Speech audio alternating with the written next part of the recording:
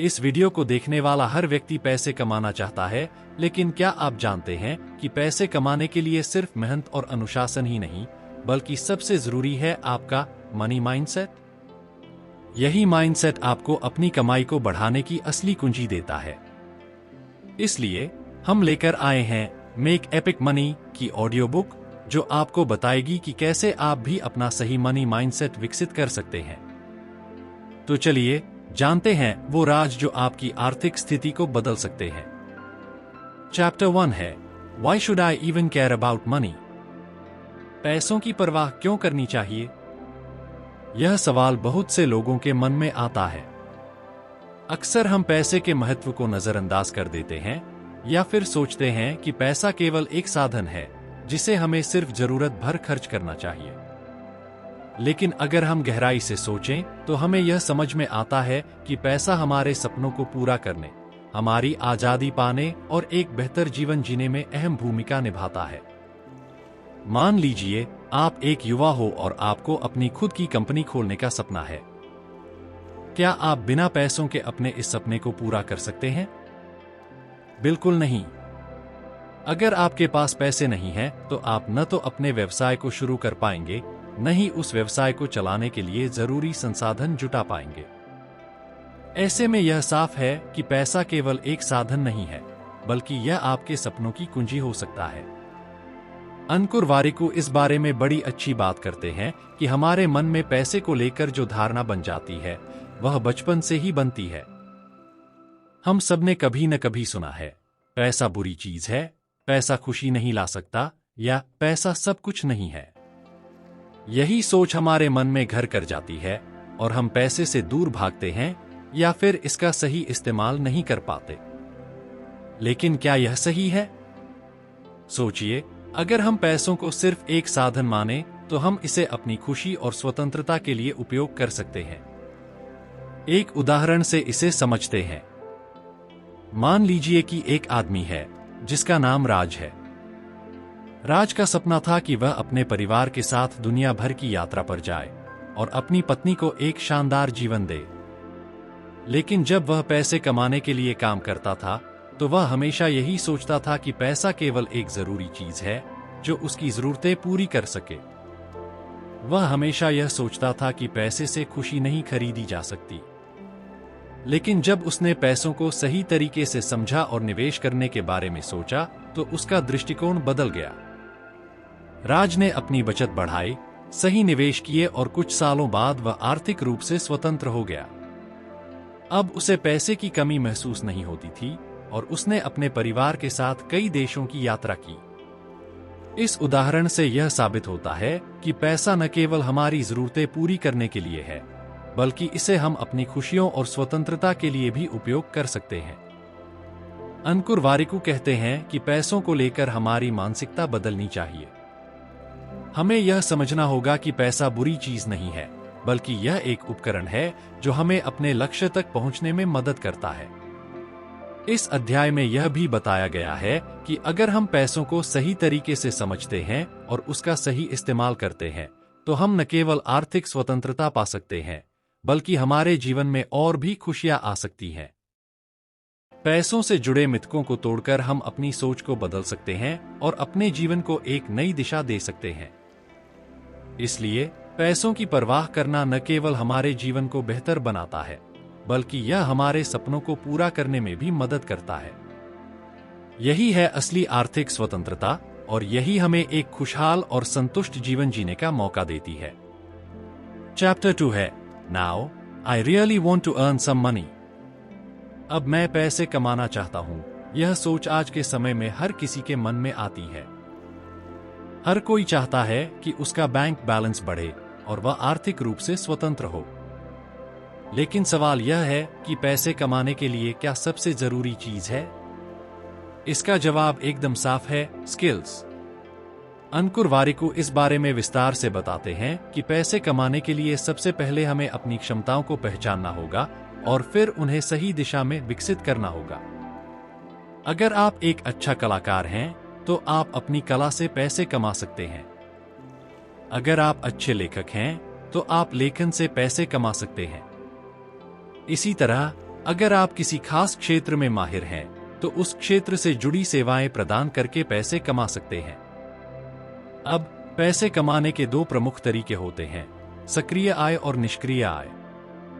यह दोनों आय के प्रकार हर किसी को समझने चाहिए, क्योंकि इनसे ही हमें आर्थिक स्वतंत्रता की दिशा में कदम बढ़ाने का रास्ता मिलता है। सक्रिय आय वह होती है जो हमें किसी काम या नौकरी के बदले मिलती है। जैसे अगर आप किसी कंपनी में काम करते हैं तो आपको वेतन मिलता है, वह सक्रिय आय है। वहीं निष्क्रिय आय वह होती है जो बिना किसी विशेष काम के आता है, जैसे आपकी किसी प्रॉपर्टी का किराया या फिर आपके द्वारा किए गए निवेश से मिलने वाले रिटर्न्स। निष्क्रिय आय का सबसे बड़ा फायदा यह है कि यह आपको समय की स्वतंत्रता देती है। आप काम पर कम समय लगाकर भी पैसा कमा सकते हैं और बचे हुए समय में अपनी रुचियों या दूसरे कामों पर ध्यान केंद्रित कर सकते हैं। अब सोचिए, अगर आप एक आम नौकरी करते हैं तो आपकी आय सीमित होती है और वह सिर्फ उसी समय के लिए होती है जब आप काम कर रहे होते हैं। लेकिन अगर आप निष्क्रिय आय के स्रोतों पर ध्यान दें तो आप बिना ज्यादा मेहनत किए पैसे कमा सकते हैं। उदाहरण के लिए, मान लीजिए कि रितिका एक डिजिटल मार्केटिंग एक्सपर्ट है।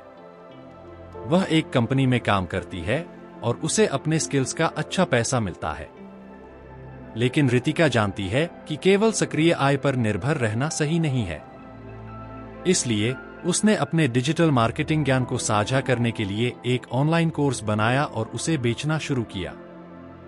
अब रितिका को अपनी सक्रिय नौकरी के अलावा कोर्स बेचने से भी निष्क्रिय आय मिलती है और वह दिन ब दिन अपनी आर्थिक स्थिति को मजबूत कर रही है। इस तरह से रितिका ने अपनी स्किल्स का सही तरीके से इस्तेमाल किया और सक्रिय व निष्क्रिय आय दोनों को अपनाकर अपनी कमाई को बढ़ाया। आज के डिजिटल युग में इंटरनेट के जरिए पैसे कमाने के अनगिनत अवसर हैं। चाहे वह फ्रीलांसिंग हो, डिजिटल मार्केटिंग हो या फिर अपना खुद का बिजनेस शुरू करना हो, हर कोई अपनी रुचियों और स्किल्स के हिसाब से पैसे कमा सकता है। अगर आप कुछ नया करना चाहते हैं तो आपको बस अपने कौशल को पहचानने की जरूरत है और फिर उसे ऑनलाइन प्लेटफॉर्म्स पर लागू करना है। उदाहरण के लिए, अगर आपको लिखने का शौक है तो आप ब्लॉग लिख सकते हैं या किताबें प्रकाशित कर सकते हैं। यदि आप तकनीकी विशेषज्ञ हैं तो आप ऑनलाइन कोर्स बना सकते हैं या फिर ऐप्स और सॉफ्टवेयर बना सकते हैं। इंटरनेट की मदद से आज किसी भी व्यक्ति के लिए पैसे कमाना आसान हो गया है। बस जरूरत है तो सही दिशा में मेहनत और सही स्किल्स को पहचानने की। तो अगर आप भी पैसे कमाना चाहते हैं तो सबसे पहले अपनी स्किल्स को पहचानें, फिर सक्रिय और निष्क्रिय आय के बीच संतुलन बनाएं और इंटरनेट का सही उपयोग करें। ऐसा करके आप न सिर्फ पैसे कमा सकते हैं, बल्कि आर्थिक स्वतंत्रता की दिशा में भी एक मजबूत कदम उठा सकते हैं। चैप्टर 3 है so that I can spend it, ताकि मैं इसे स्मार्ट तरीके से खर्च कर सकूं। यह एक ऐसा सवाल है जो हमें अक्सर परेशान करता है। हम में से कई लोग बिना सोचे समझे खर्च करते हैं और बाद में पछताते हैं। लेकिन अगर हमें अपनी कमाई को सही तरीके से खर्च करना है तो सबसे पहले हमें अपनी जरूरतों और इच्छाओं के बीच अंतर करना सीखना होगा। अंकुर वारिकू इस बारे में बड़ी महत्वपूर्ण बातें बताते हैं। वे कहते हैं कि अक्सर लोग अपनी इच्छाओं को जरूरतों के साथ मिला देते हैं और इसी कारण से बेवजह खर्च कर बैठते हैं। अगर हम यह समझ पाएं कि क्या सच में हमें यह चीज चाहिए या यह सिर्फ एक पल की खुशी है, तो हम बहुत सी अनावश्यक खर्चों से बच सकते हैं। मान लीजिए, राकेश एक युवा है जो हाल ही में एक अच्छी नौकरी में जुड़ा है। उसे हमेशा नए कपड़े, महंगे गैजेट्स और गाड़ियों का शौक था। शुरुआत में तो वह इन चीजों पर बहुत खर्च करता था, लेकिन बाद में उसे महसूस हुआ कि इन चीजों से उसकी असली खुशी नहीं मिल रही। जब वह अपनी बचत पर ध्यान देने लगा तो उसने यह जाना कि बहुत से खर्चे ऐसे थे जिनका कोई खास मतलब नहीं था, जैसे हर महीने नई जूते या आउटफिट्स खरीदना। राकेश ने अपनी प्राथमिकताएं बदल दी और समझा कि हर खर्चे का मूल्यांकन करना कितना जरूरी है। अब वह पहले यह सोचता है कि क्या वह चीज उसकी जरूरत है या फिर वह सिर्फ दिखावे के लिए खरीद रहा है। वह इसे अपनी खुशी और दीर्घकालिक लक्ष्यों से जोड़कर देखता है। इसलिए जब हम खर्च करें तो तो हमें यह सवाल खुद से जरूर पूछना चाहिए, क्या यह खर्च वाकई जरूरी है? क्या यह मेरे दीर्घकालिक लक्ष्यों को पूरा करने में मदद करेगा? अगर हम अपने खर्चों का इस तरीके से मूल्यांकन करना शुरू कर दें, तो हम अपने पैसों को बचाने और सही जगह पर खर्च करने में सक्षम हो सकते हैं। यहाँ पर माइंडफुल स्पेंडिंग का एक बहुत अच्छा कॉन्सेप्ट है, जिसका मतलब है पैसे सोच समझकर और सही जगह खर्च करना। इसका मतलब यह नहीं है कि हमें पैसे को सिर्फ बचाना ही है, बल्कि यह कि हम अपना पैसा उन चीजों पर खर्च करें जो हमारी खुशियों और दीर्घकालिक लक्ष्यों के साथ मेल खाती हैं। एक उदाहरण से इसे और स्पष्ट करते हैं। मान लीजिए कि प्रियंका को महंगे कैफे में खाना खाने का बहुत शौक था। वह हर सप्ताह अपने दोस्तों के साथ बाहर जाती थी और काफी पैसे खर्च करती थी। लेकिन जब उसने अपने खर्चों का मूल्यांकन किया, तो उसे यह समझ में आया कि यह खर्च उसकी दीर्घकालिक खुशियों में योगदान नहीं कर रहा था। प्रियंका ने यह फैसला किया कि वह कुछ समय के लिए बाहर खाने का खर्च घटा देगी और इसके बजाय वह अपनी पसंदीदा पुस्तकें खरीदने और ऑनलाइन कोर्स करने पर पैसे खर्च करेगी। अब प्रियंका के पास न केवल अच्छी किताबें हैं, बल्कि वह अपनी स्किल्स भी बढ़ा रही है।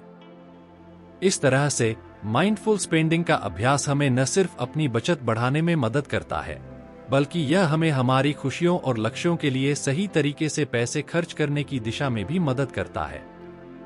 इसलिए अगली बार जब आप खरीदारी करने जाएं, तो यह सोचिए कि क्या यह खर्च आपकी असली जरूरतों और दीर्घकालिक लक्ष्यों को पूरा करेगा, या फिर यह सिर्फ एक तात्कालिक खुशी का कारण बनेगा। चैप्टर 4 है, but people tell me I should save. लेकिन लोग कहते हैं कि मुझे बचत करनी चाहिए। यह सवाल बहुत से लोगों के मन में आता है, और अक्सर हम यह सोचते हैं कि बचत सिर्फ एक लंबी प्रक्रिया है, जिसमें पैसा रखा जाता है ताकि भविष्य में किसी संकट में काम आ सके। लेकिन अंकुर वारिकू इस बारे में हमें एक और महत्वपूर्ण दृष्टिकोण देते हैं। वे बताते हैं कि बचत सिर्फ भविष्य के लिए पैसा रखने का तरीका नहीं है, बल्कि यह आपको आर्थिक सुरक्षा भी देती है। अगर आपके पास पैसे की बचत है, तो किसी भी अनहोनी या आपातकालीन स्थिति में आप मानसिक शांति महसूस कर सकते हैं। कई लोग यह सोचते हैं कि बचत के लिए उन्हें बहुत बड़ा धनराशि चाहिए होती है, लेकिन वारिकू कहते हैं कि शुरुआत छोटे कदमों से करनी चाहिए। वे सबसे पहले इमरजेंसी फंड बनाने की सलाह देते हैं। इमरजेंसी फंड वह पैसा होता है जो हमें अचानक आने वाली खर्चों के लिए तैयार रखता है। यह फंड कम से कम 6 महीने के खर्चों को कवर करने लायक होना चाहिए। मान लीजिए राजीव एक परिवार का मुखिया है और उसे नौकरी से अचानक छुट्टी मिल जाती है। अगर उसके पास इमरजेंसी फंड है, तो वह बिना तनाव के अपने परिवार की जरूरतें पूरी कर सकता है। लेकिन अगर उसके पास बचत नहीं है, तो वह अपनी जिंदगी में बहुत बड़ी आर्थिक परेशानी का सामना कर सकता है। इसके बाद वारिकू यह भी बताते हैं कि छोटी और बड़ी बचत योजनाएं बनाना जरूरी है। छोटी बचतों में, जैसे हर महीने एक निश्चित रकम बचाना, निवेश करना या फिर खर्चों पर ध्यान रखना, आप बड़ी बचतों की ओर बढ़ सकते हैं। और जैसे जैसे आप अपनी बचत बढ़ाते हैं, आपको और ज्यादा वित्तीय स्वतंत्रता मिलती है। उदाहरण के लिए, अगर आप हर महीने 500 रुपए बचाते हैं और उसे साल भर के लिए निवेश करते हैं, तो 1 साल के बाद आपको अच्छा खासा रिटर्न मिल सकता है, जो आपको अपनी वित्तीय स्थिति को मजबूत करने में मदद करेगा। वारिकू यह भी कहते हैं कि बचत की आदत छोटी उम्र से ही शुरू करनी चाहिए।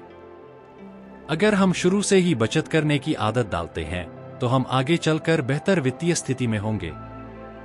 उदाहरण के लिए, मान लीजिए कि अंशिका एक युवा छात्रा है। वह अपनी मासिक खर्चों के बीच से 1000 रुपए बचाती है और इसे छोटे निवेशों में लगाती है। कुछ सालों में उसकी यह छोटी बचत एक अच्छी खासी राशि बन जाएगी, जो उसे आर्थिक सुरक्षा देगी। पैसा बचाना मतलब पैसा कमाना, यह सिद्धांत वारिकू हमें अपनाने का सुझाव देते हैं। जब आप बचत करते हैं, तो आप अपने पैसे को एक ऐसा साधन बना लेते हैं जो समय के साथ बढ़ता है। और यह पैसा न केवल आपके लिए, बल्कि आपके परिवार और भविष्य के लिए भी सुरक्षा का काम करता है।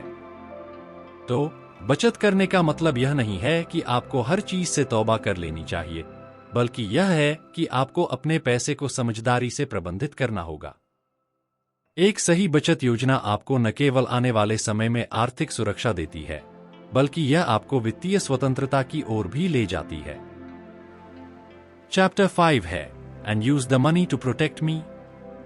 और अपने पैसे को मेरी सुरक्षा के लिए इस्तेमाल करें। यह सवाल हमारे दिमाग में तब आता है जब हम यह समझते हैं कि पैसा केवल खर्च करने के लिए नहीं, बल्कि हमें अपनी सुरक्षा और भविष्य को सुरक्षित करने के लिए भी इस्तेमाल करना चाहिए। अंकुर वारिकू इस बारे में हमें एक बहुत ही महत्वपूर्ण सिद्धांत बताते हैं, बीमा। वे कहते हैं कि बीमा केवल एक खर्च नहीं है, बल्कि यह एक ऐसा निवेश है जो हमें अनिश्चितताओं से बचाता है और हमारी वित्तीय सुरक्षा सुनिश्चित करता है। बीमा के माध्यम से हम अपनी जिंदगी में आने वाली अचानक मुश्किलों और संकटों से बच सकते हैं। जैसे स्वास्थ्य बीमा, जीवन बीमा और संपत्ति बीमा, ये सभी बीमा के प्रकार हैं जो हमारे और हमारे परिवार के भविष्य को सुरक्षित करते हैं। उदाहरण के तौर पर, अगर किसी व्यक्ति को अचानक कोई गंभीर बीमारी हो जाती है और उसे अस्पताल में भर्ती होना पड़ता है, तो स्वास्थ्य बीमा उसकी आर्थिक मदद करता है। अब अगर इस व्यक्ति ने बीमा नहीं लिया होता, तो उसे अस्पताल के खर्चों के लिए बड़ी रकम खर्च करनी पड़ती, जो उसके लिए एक बड़ा आर्थिक बोझ बन सकती थी। एक और उदाहरण लें। मान लीजिए कि शिवानी के परिवार में कोई सदस्य अचानक बीमार हो जाता है और उसे इलाज के लिए अस्पताल जाना पड़ता है। अगर शिवानी के पास स्वास्थ्य बीमा है, तो वह न केवल अपनी मेडिकल लागतों को कवर कर सकती है, बल्कि इससे उसे मानसिक शांति भी मिलती है, क्योंकि वह जानती है कि उसकी वित्तीय सुरक्षा के लिए बीमा है जो अनिश्चितताओं से उसे बचाएगा। वारिकू यह भी बताते हैं कि बीमा को एक खर्च के बजाय निवेश के रूप में देखना चाहिए। यह सिर्फ एक पैसा खर्च करने की बात नहीं है, बल्कि यह आपके और आपके परिवार के भविष्य को सुरक्षित रखने का तरीका है। बीमा की सही योजना आपको किसी भी आकस्मिक स्थिति में आर्थिक रूप से संभलने में मदद करती है। जैसे जीवन बीमा, अगर आपके परिवार के प्रमुख सदस्य की असमय मृत्यु हो जाती है, तो बीमा के माध्यम से आपके परिवार को एक सुरक्षित वित्तीय भविष्य मिलता है, ताकि वे बिना किसी आर्थिक चिंता के अपने जीवन को आगे बढ़ा सकें। इसलिए बीमा को सिर्फ एक खर्च न समझें, बल्कि इसे एक जरूरी निवेश मानें जो आपको और आपके परिवार को सुरक्षा प्रदान करेगा। बीमा के द्वारा आप न केवल अपनी जिंदगी के अनिश्चित पहलुओं से निपट सकते हैं, बल्कि अपने परिवार के भविष्य को भी सुरक्षित रख सकते हैं। यह न केवल एक वित्तीय निर्णय है, बल्कि यह एक जिम्मेदारी भी है जिसे हमें समझदारी से अपनाना चाहिए। चैप्टर 6 है but what I really want is to grow my money. लेकिन मैं सच में अपने पैसे को बढ़ाना चाहता हूं। यह सवाल हर किसी के मन में आता है जब वह सोचता है कि अगर मुझे सच में अपने पैसे को बढ़ाना है तो मुझे क्या करना चाहिए। अंकुर वारिकू इस सवाल का बहुत अच्छा जवाब देते हैं। उनका कहना है कि पैसे को सही तरीके से निवेश करने से ही असली संपत्ति बनाई जा सकती है। जब हम निवेश करते हैं, तो हम सिर्फ अपनी बचत को बढ़ाते नहीं हैं, बल्कि अपनी संपत्ति का निर्माण भी करते हैं।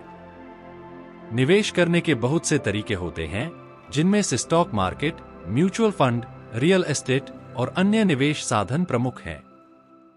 उदाहरण के तौर पर, अगर आप स्टॉक मार्केट में निवेश करते हैं, तो आपको समझना होगा कि कैसे शेयरों का मूल्य बढ़ता है और घटता है।